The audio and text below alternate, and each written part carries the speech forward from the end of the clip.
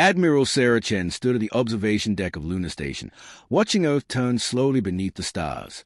3 months had passed since the Galactic Council's rejection, and the wound still felt fresh.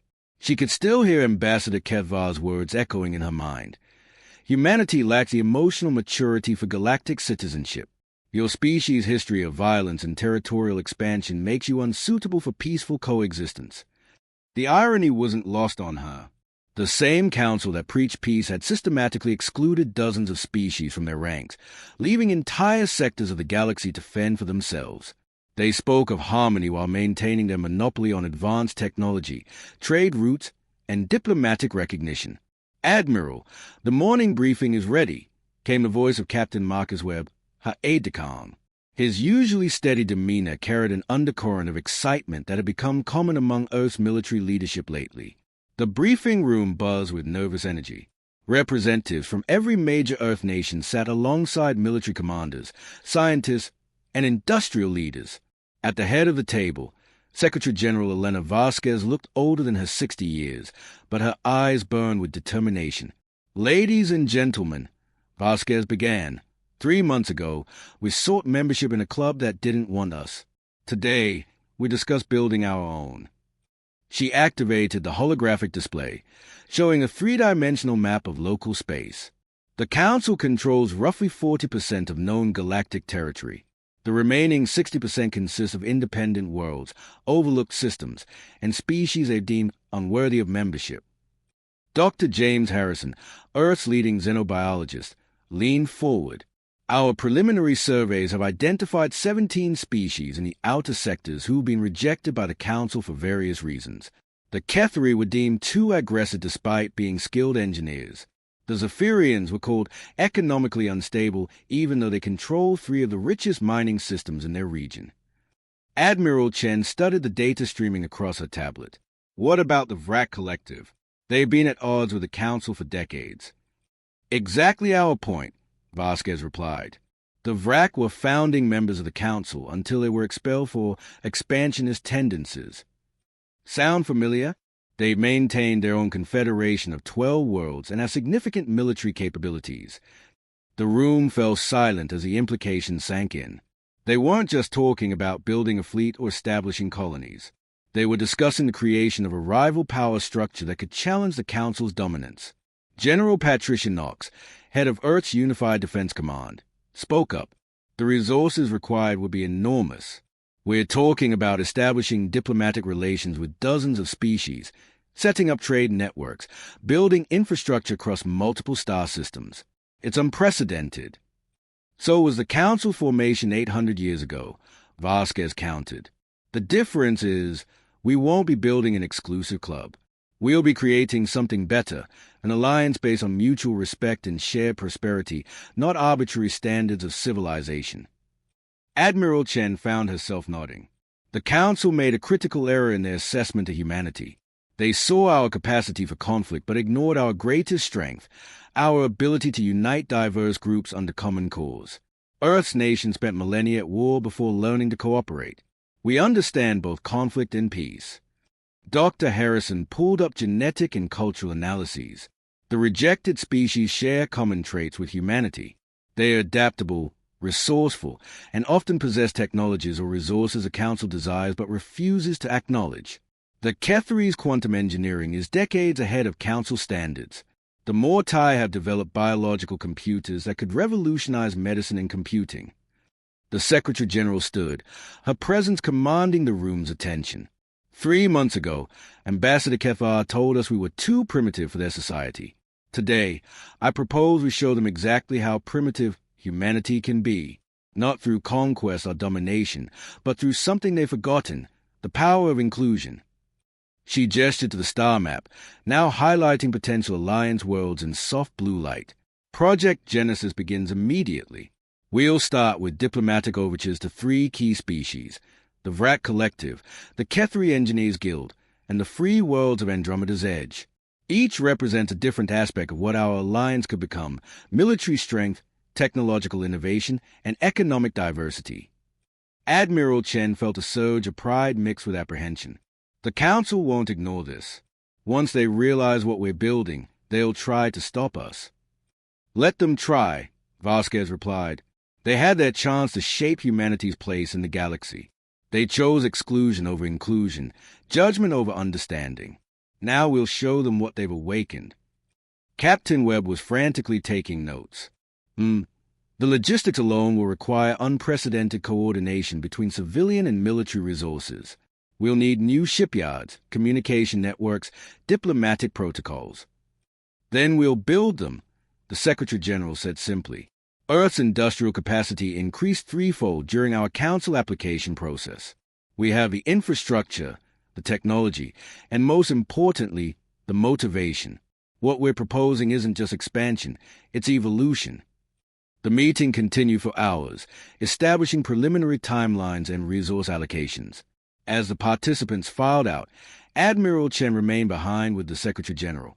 Elena, are we sure about this path? Once we start down this road, there's no going back. Vasquez looked out at the stars visible through the briefing room's windows. Sarah, humanity has always been at its best when faced with impossible odds. The Council sees our history of conflict and calls us primitive. I see a species that learned to unite former enemies and forge something greater than the sum of its parts. She turned back to the Admiral. Besides, they made one critical miscalculation. They assumed rejection would break our spirit. Instead, they've given us the greatest gift possible, freedom from their limitations. 6 months after Project Genesis began, the first diplomatic breakthrough came from an unexpected source. Captain Elena Rodriguez piloted her stealth reconnaissance ship through the asteroid fields of the Kethri home system, her heart racing as 3 heavily armed Kethri vessels materialized around her. Unknown human vessel, you have entered restricted space, came the transmission in heavily accented standard Galactic. State your intentions or face immediate destruction. Rodriguez activated her ship's translation protocols and responded in carefully practiced Kethri. Honored engineers, I come bearing an invitation from Earth's government. We seek dialogue with those the Galaxy Council has overlooked. The lead Kethri ship held position for several tense minutes before responding. Follow our trajectory. Deviate and you will be vaporized. The Kethri homeworld of Keth Prime was a testament to their engineering prowess. Massive crystalline structures rose from the planet's surface, their surfaces pulsing with energy conduits that created a web of light visible from orbit. The cities weren't built. They were grown, each building an organic extension of the planet's mineral matrix. In the capital's central chamber, Rodriguez found herself face-to-face with Engineer Prime Torketh, a being whose crystalline exoskeleton reflected the room's ambient light in hypnotic patterns. The Kethri leader's 6 arms moved in complex gestures as she spoke, each motion carrying layers of meaning Rodriguez was only beginning to understand. Your species intrigues us, human Rodriguez, Torketh said, her voice resonating through harmonic frequencies that made the chamber's walls vibrate. The Council branded us dangerously innovative for refusing to limit our technological development to their approved parameters. They called you primitive warmongers. Perhaps there's wisdom in the company we keep. Meanwhile, halfway across the galaxy, Ambassador David Kim was experiencing his own breakthrough with the Vrak Collective. The Vrak homeworld of Vorthak was a fortress planet, its surface scarred by centuries of defensive preparations. Unlike the Kethri's organic beauty, Vrak architecture was brutal and functional, every structure designed to withstand assault. Supreme Commander Vexthal of the Vrak Collective stood, nearly 3 meters tall, her chitinous armor bearing the scars of countless battles. Her 4 eyes studied Kim with predatory intensity, while her secondary arms absently maintained her plasma rifle. The Council cast us out for expanding beyond our original territory, Vexthal growled, her translator struggling with the aggressive undertones of Vrak speech. They claimed we were disturbing galactic peace by establishing colonies in unclaimed systems. Meanwhile, their core world consumed resources from dozens of tributary species who have no voice in their government. Kim nodded carefully. Earth faces similar accusations. We're told our expansion tendencies make us unsuitable for galactic society, yet the Council's own history is built on the conquest and absorption of weaker civilizations.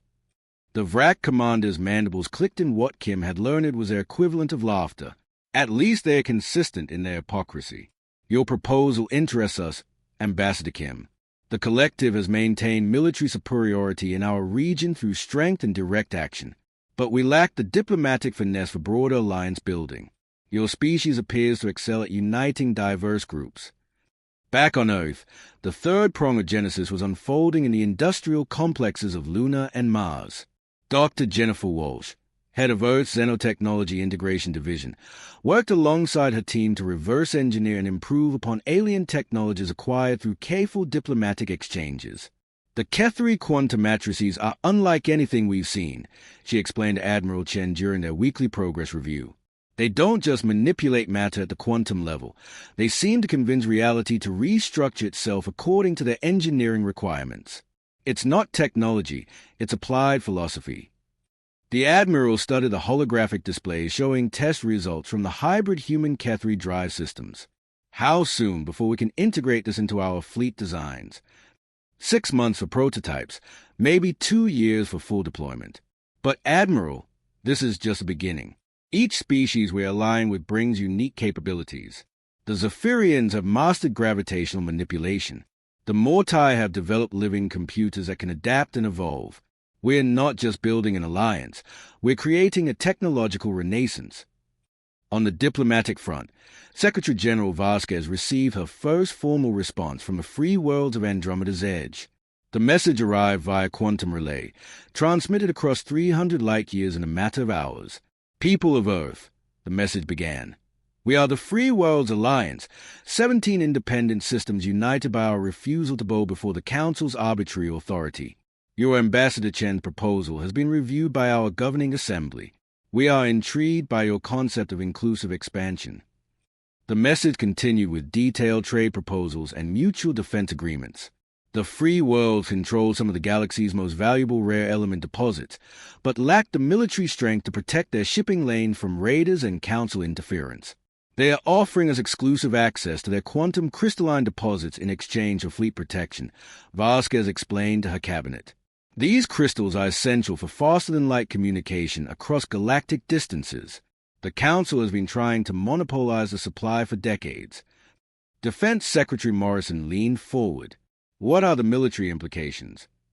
Game-changing, Admiral Chen replied. With exclusive access to quantum crystals, we could establish real-time communication networks across hundreds of star systems. No more waiting months for messages to reach our outer colonies. It would give us a massive strategic advantage. The first joint operation came sooner than expected. Kethri merchants had reported Council ships intercepting their trade vessels in neutral space, confiscating cargoes under dubious legal pretenses. The Vrak Collective's response was characteristically direct. They wanted to send a battle fleet to eliminate the problem. Violence should be our last resort, Ambassador Kim argued during the emergency council session conducted via quantum relay. But we can't allow the Council to strangle our allies' economies. Engineer Prime Tolketha's crystalline form shimmered with agitation. The Council seeks to pressure us back into submission by destroying our prosperity. They test our resolve and unity. Supreme Commander Vexthol's voice carried barely contained fury. The Collective has 3 battle groups ready to deploy. Give us coordinates and these Council pirates will trouble no one again. Secretary General Vasquez found herself in the role of mediator between species whose approaches to conflict couldn't be more different. We respond as allies, but we respond intelligently. Admiral Chen, how quickly can we deploy a joint task force? 7 to 2 hours if we use the new hybrid drive systems, Chen replied. But this will be our first major operation as an alliance. The galaxy will be watching.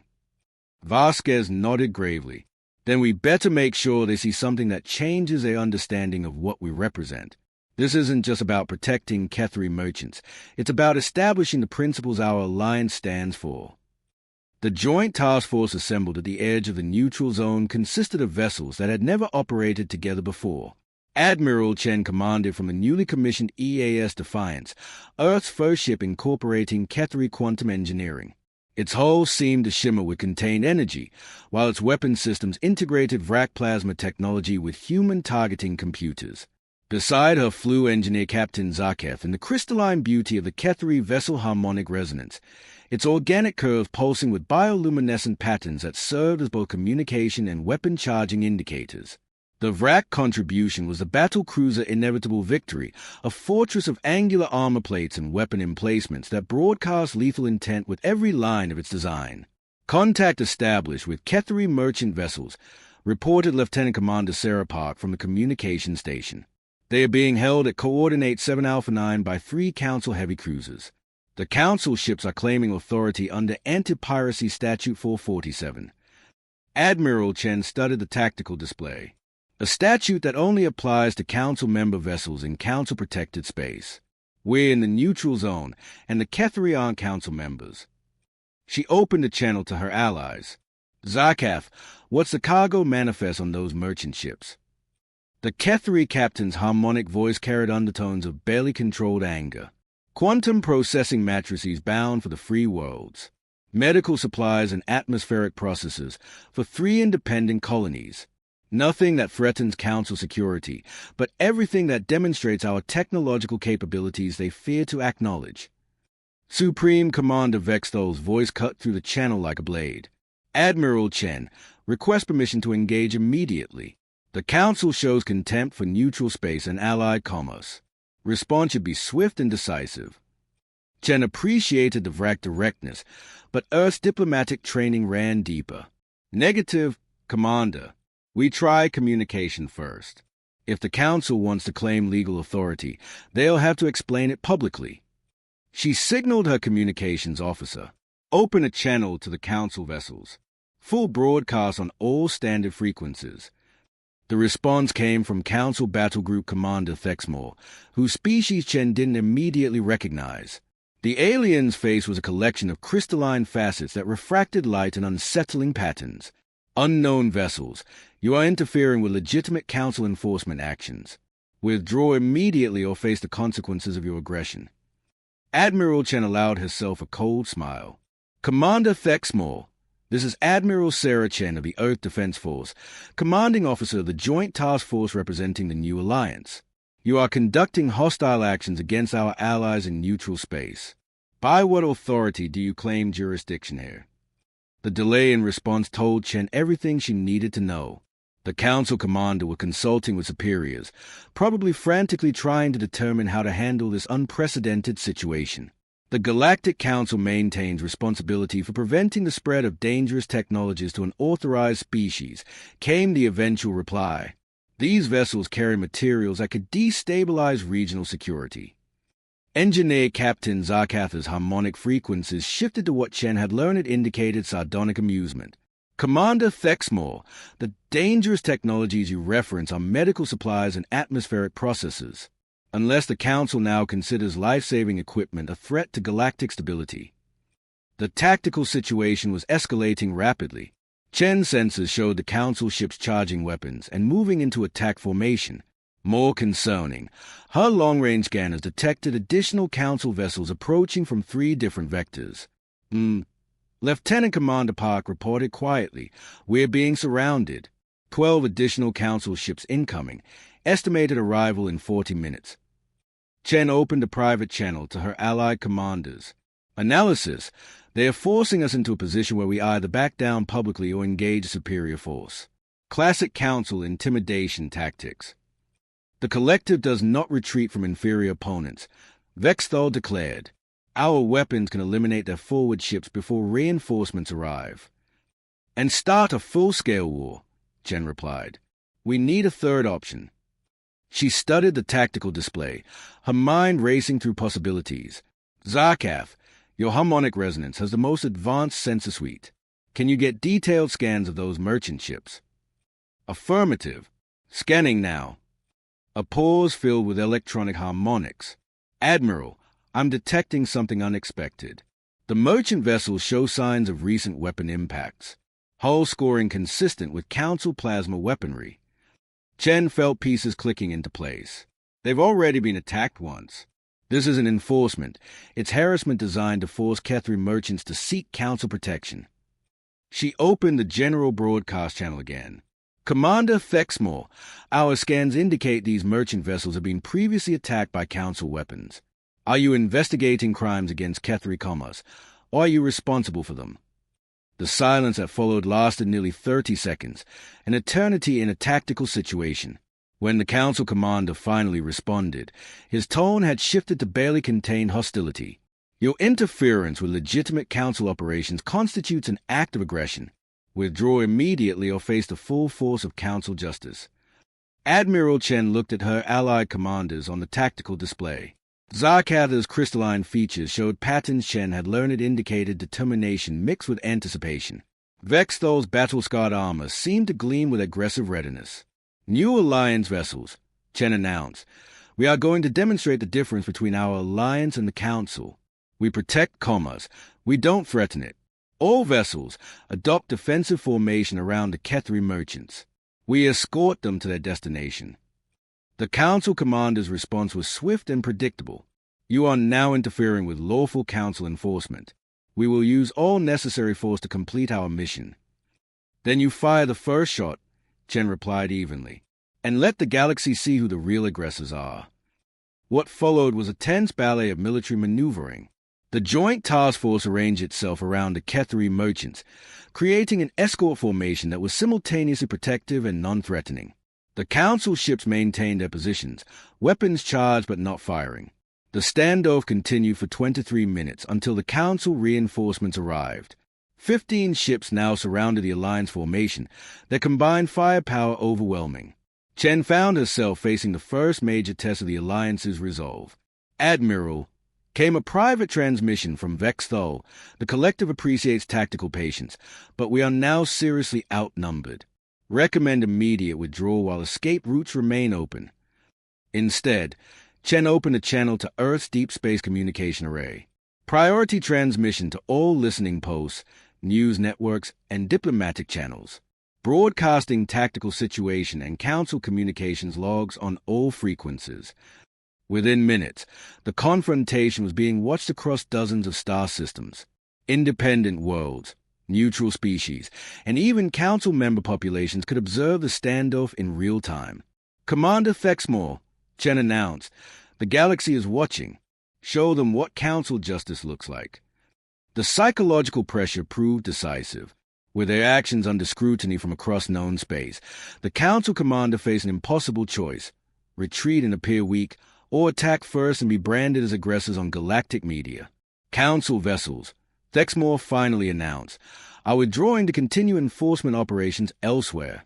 The merchants may proceed. As the Council ships pulled back, Admiral Chen felt a surge of satisfaction mixed with concern. They had won this encounter, but the consequences would be far-reaching. Allied commanders, she transmitted, we just announced our presence to the galaxy. From this moment forward, there's no going back. The aftermath of the Neutral Zone incident reverberated across the galaxy within days.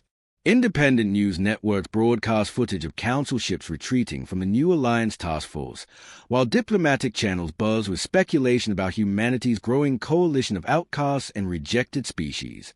On 8th, Secretary-General Vasquez convened an emergency session of the Alliance Council, the governing body that had emerged organically as more species joined their cause. The holographic chamber now hosted representatives from 7 different species, with 3 more requesting membership consideration. The Council's response has been swift and predictable, reported Intelligence Director Hayes, his expression grim. Trade sanctions against any species dealing with Alliance members, increased patrols along our territorial boundaries, and what they are calling enhanced security screening for vessels carrying our technologies. Engineer Prime Torquetha's crystalline form pulse with agitated patterns. They seek to strangle our commerce through bureaucratic warfare. The Kethri Guild has lost 6 major contracts this week alone. Supreme Commander Vexthol's scarred mandibles clicked with irritation. The collective suggests a more direct response. Destroy their patrol ships. Make them understand the cost of aggressive behavior. And prove their propaganda about us being violent primitives. Ambassador Kim countered from his position at the Vrak homeworld. We need to be smarter than that. Dr. Walsh joined the session remotely from Lunar Station's research complex. We may have a technological solution. The hybrid quantum communication array is operational ahead of schedule. We can establish instantaneous contact across our entire Alliance network. What if we demonstrated capabilities that make their sanctions irrelevant? Vasquez leaned forward with interest. Explain. The Council controls galactic commerce through their communication and transport monopolies. Walsh continued. Messages between distant systems take weeks or months through conventional channels. Their transport networks use established hyperspace lanes that they monitor and tax. But with Ketheri quantum engineering and Zephyrian gravitational manipulation, we could establish independent networks that bypass their infrastructure entirely. The implication sent excited murmurs through the Alliance representatives. Captain Morris of the Free World spoke first. Independent trade routes would eliminate our dependence on Council-controlled shipping lanes. Our mining operations could reach markets they've blocked us from for decades. More than that, added Zarkaf, instantaneous communication means coordinated responses to threats. No more waiting for distress calls to cross space while colonies are attacked. Vasquez studied the faces and various alien physiognomies around the table. How long to implement? The communication array is ready now, Dr. Walsh replied. Trade route establishment will take 6 months to map safe passages and construct way stations. But this isn't just about bypassing Council control. We're talking about infrastructure that could support exponential expansion. The conversation was interrupted by an urgent transmission from Admiral Chen, currently commanding Alliance patrols in the outer sectors. Her image appeared with obvious excitement mixed with concern. Secretary General, we've got a situation developing in the Kepler 442 system. The colonial government had just declared independence from the Terran colonial administration and requested Alliance membership. The room fell silent.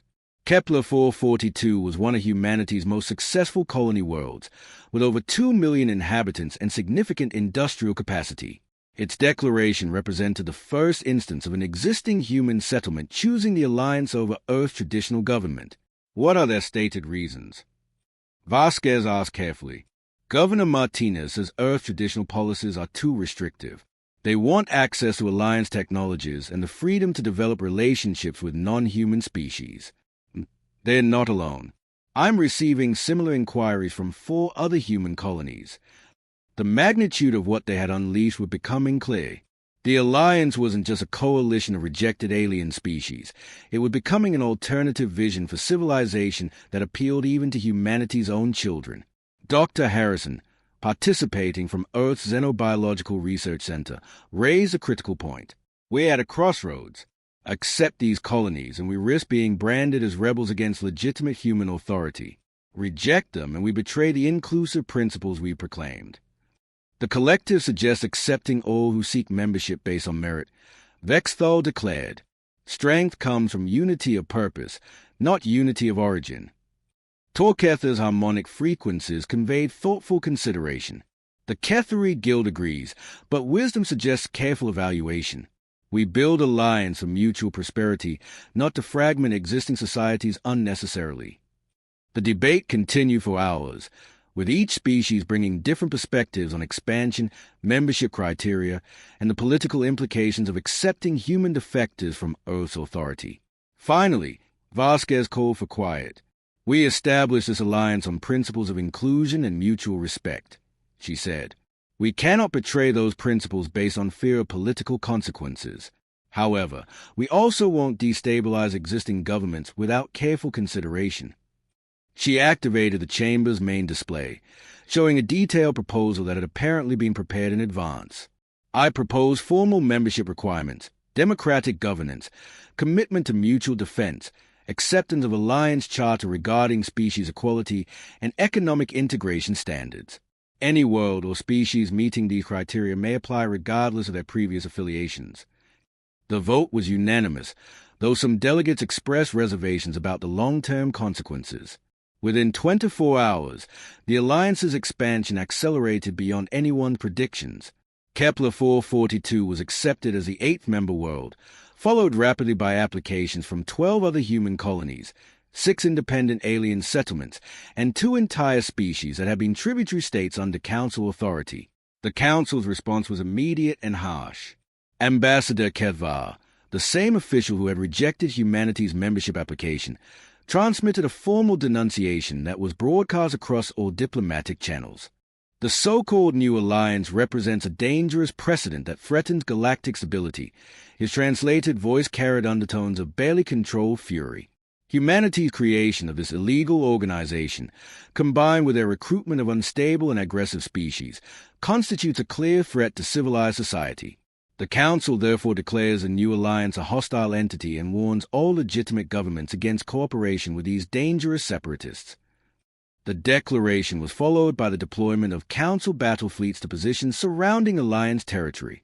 Trade embargo enforcement became aggressive, with Council ships interdicting vessels suspected of carrying Alliance goods or technologies. Admiral Chen found herself commanding not just patrol squadrons, but an entire defensive fleet as tensions escalated. Secretary General, she reported during an emergency Council session, Council forces are probing our borders in 12 different sectors. They are not attacking yet, but they are clearly preparing for something. Vasquez studied the tactical displays showing Council ship positions. Assessment: are they planning invasion or trying to provoke us into making the first aggressive move? Both, Chen replied grimly. Classical encirclement strategy designed to force either surrender or desperate action. The question is whether we wait for them to attack or demonstrate that we won't be intimidated. The Alliance was 6 months old and growing rapidly, but it faced its first existential crisis. The next decisions would determine whether the New Alliance became a legitimate alternative to Council authority or was crushed before it could reach its potential. The galaxy is watching, Vasquez said quietly. Let's make sure they see us at our best. The final confrontation came not through military action, but through an unexpected diplomatic revolution that shattered the Council's authority from within. 3 months after the Council's hostile declaration, Ambassador Sarah Kim, David's sister and Earth's most skilled xenodiplomat, made contact with a group that changed everything. The Internal Reform Coalition, a secret organization of Council member species who had grown dissatisfied with the leadership's authoritarian policies. The meeting took place in the neutral system of Vega Prime, aboard a seemingly civilian transport that was actually equipped with the most advanced stealth technology the Alliance had developed. Ambassador Kim found herself face-to-face with representatives from 6 Council member species, including the Altarians who had been founding members 8 centuries earlier. Ambassador Kim, spoke Councillor Alex Tess of the Altarian delegation, her elongated features showing the strain of covert operations. What we share with you today could be considered treason by current Council leadership, but we believe it represents the only path to prevent galactic civil war. She activated a holographic display showing detailed intelligence that made Kim's breath catch. The Supreme Council has authorized Operation Cleansing Storm, a military campaign designed to eliminate the New Alliance through systematic destruction of member worlds. They plan to classify it as anti-terrorism enforcement to justify civilian casualties. The implications were staggering. Kim studied the operational plan showing projected attacks against not just military targets, but Alliance colonies, industrial centers, and civilian populations. How long before implementation? 6 weeks, replied Councillor Volkes of the Centaurian Union, his crystalline carapace dim with distress. But there's more. The operation includes plans to forcibly relocate surviving Alliance populations to rehabilitation centers. They intend to erase the Alliance as both a political entity and a cultural concept. Ambassador Kim transmitted the intelligence back to Earth through quantum relay, setting off urgent conferences across Alliance space. The revelation that the Council planned genocide rather than conventional warfare transformed the nature of their conflict. Secretary General Vasquez convened the largest Alliance Council session in their history, with representatives from 23 member worlds and species. The chamber on Lunar Station had been expanded twice to accommodate the growing membership, but the mood was grimmer than ever before. The Council has made their intentions clear, Vasquez announced. This isn't about territory or trade routes. They plan to eliminate us as a civilization. Our response will define not just our survival, but the future of galactic governance. Admiral Chen presented military assessments that were sobering but not hopeless. Alliance fleet strength has grown to 400 vessels across all classes. Combined with our allies' defensive installations and our technological advantages, we can make any attack extremely costly. But we cannot match their numerical superiority in a conventional war. Supreme Commander Vexthol's scarred features showed predatory satisfaction. The collective suggests we strike first. eliminate their forward bases before they can launch their offensive, show them the cost of threatening genocide, and validate their propaganda about our aggressive nature, cautioned Engineer Prime Torketh. The Kethari Guild suggests alternative approaches. Our quantum technologies could disrupt their communication networks, creating confusion in their command structure. It was Dr. Walsh who proposed a solution that changed galactic history. What if we don't fight them militarily at all? What if we make their operation impossible by removing their authority to conduct it? She activated displays showing the Alliance's expanded communication network, now spanning 4 to 7 star systems with instantaneous quantum relay capability. The Council maintains power through information control and the illusion of universal support. But we can broadcast the truth about Operation Cleansing Storm to every system in Council space simultaneously. The plan that emerged was audacious beyond anything they had previously attempted. Using the Internal Reform Coalition's intelligence networks and the Alliance's quantum communication array, they would expose the Council's genocide plans to their own member populations while simultaneously offering an alternative. We're not just revealing their intentions, Vasquez explained to the assembled delegates. We're providing a choice. Any Council member world that opposes genocide can join the Alliance immediately with full technological and economic integration. Ambassador Kim coordinated with the Reform Coalition to ensure precise timing. The broadcast would occur during the Council public session where Operation Cleansing Storm was scheduled for final approval, ensuring maximum impact and credibility. The transmission began at 14:30 Galactic Standard Time on a Tuesday that would be remembered as Liberation Day. Ambassador Kim's voice carried across hundreds of star systems simultaneously, speaking in dozens of languages to billions of beings who had never heard uncensored news about the Alliance. Citizens of the galaxy, she began, you are being told that the new Alliance represents a threat to galactic peace. Today, you will learn the truth about what your leaders plan to do in your name. The broadcast included complete documentation of Operation Cleansing Storm, recorded conversations between Council leaders discussing civilian casualties as acceptable losses, and detailed evidence of systematic suppression of species seeking Council membership or reform. But more importantly, it included something unprecedented, real-time testimony from Alliance member worlds showing prosperous, diverse societies where different species work together as equals. The response was immediate and overwhelming. Within 6 hours, 17 Council member worlds had declared independence and requested Alliance membership. Massive protests erupted on another 30 worlds, demanding answers from their governments about the genocide plans. The Council leadership's reaction was predictably authoritarian.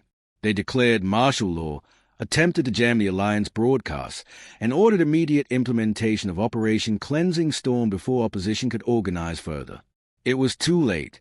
The Reform Coalition's preparation had been thorough, and Alliance quantum technology proved impossible to block completely. More critically, the Council fleet commanders themselves had heard the broadcasts and learned what their orders actually entailed. Admiral Chen received a message that changed everything while commanding defensive positions at the edge of Alliance space. Admiral, this is Fleet Commander Thexmore of the former Council 3rd Battle Group. We formally request political asylum and Alliance membership for our personnel and vessels. We will not participate in genocide. Within 48 hours, entire sections of the Council fleet had defected, bringing advanced warships and experienced personnel to the Alliance cause. The military balance shifted dramatically as the Council found itself facing not just Alliance forces, but their own former fleets. The Supreme Council's final session was broadcast live across the galaxy as member after member withdrew from the organization. The 8-century-old institution collapsed not through military defeat, but through the revelation of its moral bankruptcy. Secretary General Vasquez addressed the galaxy from Lunar Station 6 months later, with representatives from over 200 worlds and species in attendance for the formal establishment of the Galactic Democratic Alliance. 1 year ago, humanity was rejected from an exclusive club that claimed to represent galactic civilization. She said, her words transmitted instantaneously across the galaxy. Today, we celebrate the birth of something better, a truly representative government where membership is earned through democratic values and mutual respect, not the arbitrary approval of self-appointed elites. Admiral Chen, now Fleet Admiral of the Galactic Democratic Alliance, stood beside her former enemies turned allies. Engineer Prime took Ether's crystalline form pulse with harmonious patterns of satisfaction, while Supreme Commander Vextol's battle-scarred armor bore new insignia representing unity rather than conquest. The transformation was visible throughout Alliance space. Former Council worlds integrated seamlessly with Alliance technologies and governance structures. The Ketheri quantum networks enabled instantaneous democracy across hundreds of light-years, while Vrak military efficiency merged with human diplomatic flexibility to create peacekeeping forces that actually kept peace. But perhaps the most significant change was philosophical. The old council had been built on exclusion, determining who was worthy of membership based on narrow criteria that inevitably reflected the biases of existing members. The Galactic Democratic Alliance operated on inclusion. Any species or world that embraced democratic governance and mutual respect could join immediately. The council called us primitive warmongers. Vasquez concluded her address, looking out at representatives from species spanning every conceivable form of life. They were half right. We are warriors. Warriors are the principle that no being should be judged unworthy of freedom and dignity based on the prejudices of others. The applause that followed came in frequencies spanning the entire audible spectrum, from Altarian harmonic resonances to Vrak battle cry harmonics, creating a symphony of unity that would have been impossible under the old system. Later, in private consultation with her closest advisors, Vasquez reflected on the journey from rejection to galactic leadership. Elena, Admiral Chen said quietly, "Do you think we become what we fought against? We're now the dominant power in this region of space." The Secretary-General, soon to become the first elected president of the Galactic Democratic Alliance, considered the question carefully. The difference is choice. Sarah, the Council forced membership on conquered species and denied it to others based on arbitrary standards. We offer membership to any world that chooses democratic governance and mutual respect. Those who prefer other systems are free to pursue them, as long as they don't threaten their neighbors. The final test of that principle came 6 months later when the remnants of the old council, now calling themselves the Traditional Authority Coalition, established a rival government in the Outer Rim. Rather than seeking to destroy this competitor, the alliance offered trade agreements and diplomatic recognition, proving that their commitment to diversity extended even to political systems they disagreed with. The galaxy had learned a fundamental lesson. Exclusion bred resentment and conflict, while inclusion created strength through diversity. Humanity's exile from the Council had become the catalyst for the greatest expansion of freedom and cooperation in galactic history. As President Vasquez signed the final documents establishing the Alliance's permanent charter, she smiled at the irony. The Council had rejected humanity for being too primitive and aggressive to join civilized society.